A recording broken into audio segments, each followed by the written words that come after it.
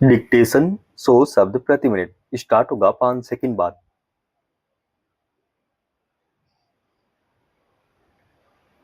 Start.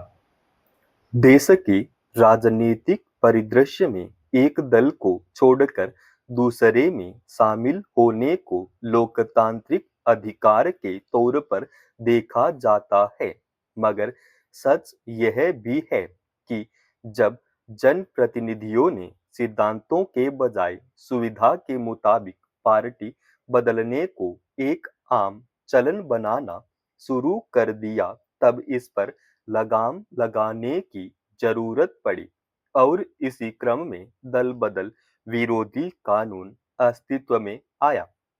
विडंबना यह है कि इस कानून के लागू होने के बावजूद अलग कारणों का हवाला देकर विधायकों या सांसदों के पाला बदलने या दूसरी पार्टियों में शामिल होने के मामले आए दिन सामने आते रहे हैं, मगर इस बार आम आदमी पार्टी से जुड़ी राज्यसभा के 7 सांसदों ने जिस तरह अपने दल को छोड़कर भारतीय जनता पार्टी से जुड़ने की घोषणा की है, उसने एक बार फिर राजनीति में नैतिकता और दल बदल कानून की प्रासंगिकता पर बहस छेड़ दी है।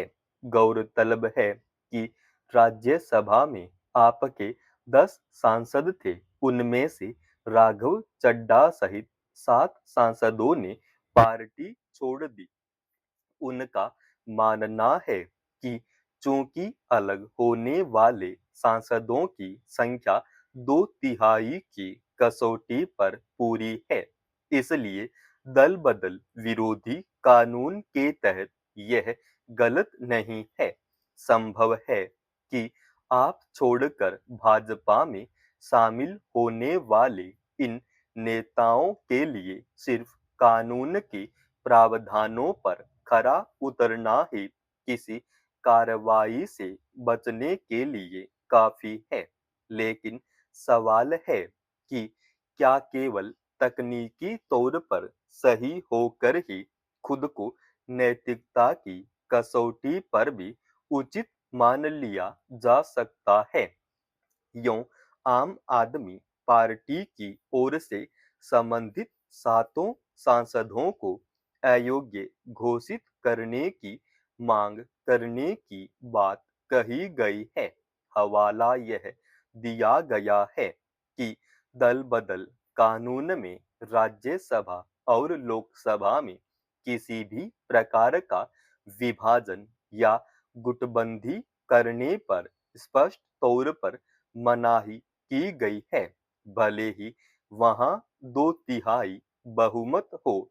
जाहिर है आपके नेता अब दल बदल से संबंधित कानूनी बारीकियों के मुताबिक कार्रवाई की उम्मीद कर रहे हैं, मगर यह देखने की बात होगी कि इस मसले पर मान्यता का यह मुद्दा उठने का अंतिम फैसला क्या आता है। एक सवाल अपना दल छोड़कर सांसदों के भाजपा में शामिल होने और पार्टी के रूप में विलय से जुड़े संदर्भ का भी उठेगा। हालांकि पिछले कुछ समय से राघव चड्ढा की राजनीतिक सक्रियता जिस तरह उछली हुई दिख रही थी, उसके मद्देनजर पहले से ही उनके पार्टी से बाहर होने की संभावना जताई जा रही थी, मगर उनके साथ जिस तरह 6 अन्य नेताओं ने पार्टी छोड़ी है, उसे लेकर राजनीतिक हलके में थोड़ी हैरानी जताई जा रही है। देश की राजनीति में बिना किसी सैद्धांतिक आधार की सुविधा के मुताबिक पार्टी बदलने की प्रवृत्ति और इसके सहारे सरकारों की स्थिरता के प्रभावित होने के हालात को रोकने के लिए दल बदल कानून बनाया गया था, मगर पिछले कुछ वर्षों से इस कानून के तहत मिली छूट का लाभ उठाकर कई राज्यों में जिस तरह सरकारें बदली गई, उसमें कहीं भी सैद्धांतिक कसौटी का ख्याल रखना जरूरी नहीं समझा गया।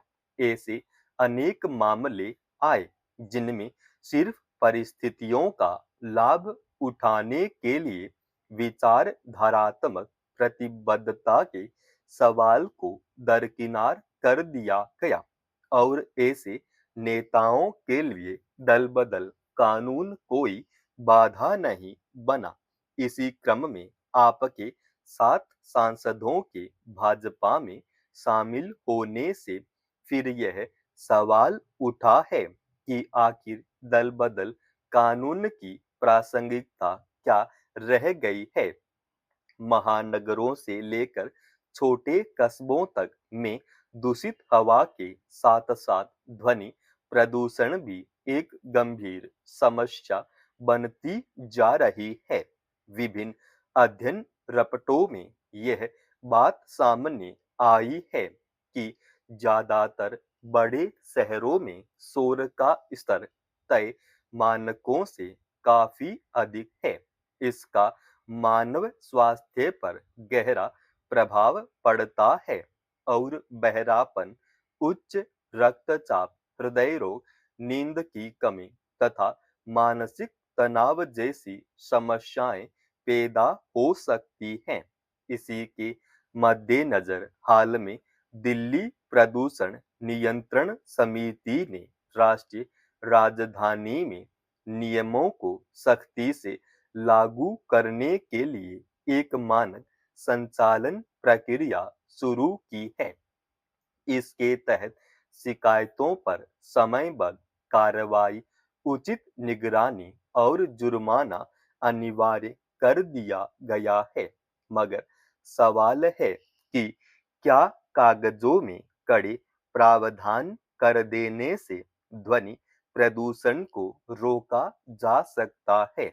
इससे संबंधित नियम कानून से लेकर अदालतों के आदेश पहले से मौजूद हैं, तो फिर नए निर्देश जारी करने की जरूरत क्यों पड़ी।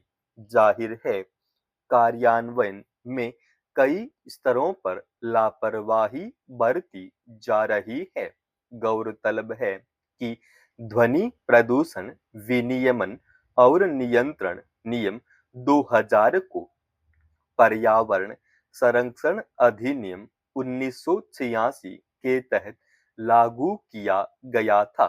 इन नियमों का उद्देश्य लाउडस्पीकर, वाहनों की हॉर्न, निर्माण कार्य और औद्योगिक मशीनों जैसे सभी स्रोतों से ध्वनि के स्तर को नियंत्रित कर जन स्वास्थ्य तथा पर्यावरण की सुरक्षा करना है।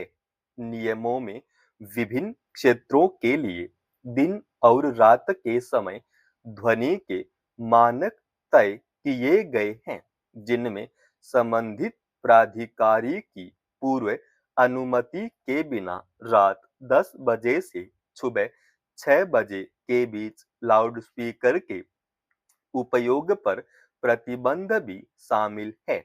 मगर इन नियमों को जमीनी स्तर पर लागू करने का जिम्मा संभाले प्राधिकारियों के दायित्व, निष्पक्षता और ईमानदारी पर अक्सर सवाल उठते रहे हैं।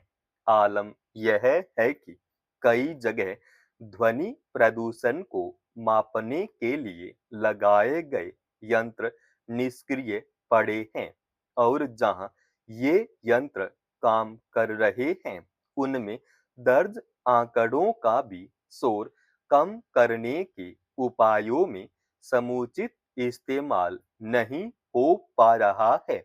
इससे स्पष्ट है कि जब तक अधिकारियों के स्तर पर जवाबदेही तय नहीं की जाएगी, तब तक किसी भी नियम और दिशा निर्देश का असर धरातल पर नजर नहीं आएगा। समाप्त। दोस्तों, रोजाना ऐसे ही एडवांस डिक्टेशन के लिए चैनल को आप अभी सब्सक्राइब कीजिएगा और आज के इस डिक्टेशन का पीडीएफ फाइल हमने हमारे Telegram channel study with HP Swami पे डाल दिया है, जिसका लिंक इसी वीडियो के डिस्क्रिप्शन में डाल रखा है।